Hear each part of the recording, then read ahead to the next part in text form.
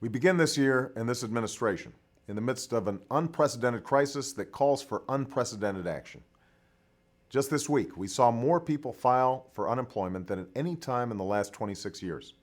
And experts agree that if nothing is done, the unemployment rate could reach double digits. Our economy could fall $1 trillion short of its full capacity, which translates into more than $12,000 in lost income for a family of four. And we could lose a generation of potential as more young Americans are forced to forego college dreams or the chance to train for the jobs of the future. In short, if we do not act boldly and swiftly, a bad situation could become dramatically worse. That is why I've proposed an American Recovery and Reinvestment Plan to immediately jumpstart job creation as well as long-term economic growth. I'm pleased to say that both parties in Congress are already hard at work on this plan, and I hope to sign it into law in less than a month. It's a plan that will save or create 3 to 4 million jobs over the next few years, and one that recognizes both the paradox and the promise of this moment. The fact that there are millions of Americans trying to find work, even as all around the country there's so much work to be done. That's why this is not just a short-term program to boost employment. It's one that will invest in our most important priorities, like energy and education, healthcare, and a new infrastructure that are necessary to keep us strong and competitive in the 21st century. Today, I'd like to talk specifically about the progress we expect to make in each of these areas.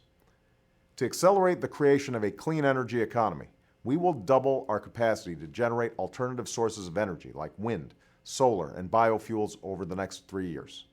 We'll begin to build a new electricity grid that lay down more than 3,000 miles of transmission lines to convey this new energy from coast to coast. We'll save taxpayers $2 billion a year by making 75% of federal buildings more energy efficient and save the average working family $350 on their energy bills by weatherizing 2.5 million homes. To lower healthcare costs, cut medical errors, and improve care, we'll computerize the nation's health records in 5 years, saving billions of dollars in healthcare costs and countless lives. And we'll protect health insurance for more than 8 million Americans who are in danger of losing their coverage during this economic downturn. To ensure our children can compete and succeed in this new economy, we'll renovate and modernize 10,000 schools, building state-of-the-art classrooms, libraries, and labs to improve learning for over 5 million students. We'll invest more in Pell Grants to make college affordable for 7 million more students, provide a $2,500 college tax credit to 4 million students, and triple the number of fellowships in science to help spur the next generation of innovation. Finally, we will rebuild and retrofit America to meet the demands of the 21st century. That means repairing and modernizing thousands of miles of America's roadways and providing new mass transit options for millions of Americans. It means protecting America by securing 90 major ports and creating a better communications network for local law enforcement and public safety officials in the event of an emergency. And it means expanding broadband access to millions of Americans so business can compete on a level playing field wherever they're located. I know that some are skeptical about the size and scale of this recovery plan. I understand that skepticism, which is why this recovery plan must and will include unprecedented measures that will allow the American people to hold my administration accountable for these results. We won't just throw money at our problems. We'll invest in what works. Instead of politicians doling out money behind a veil of secrecy, decisions about where we invest will be made public and informed by independent experts whenever possible.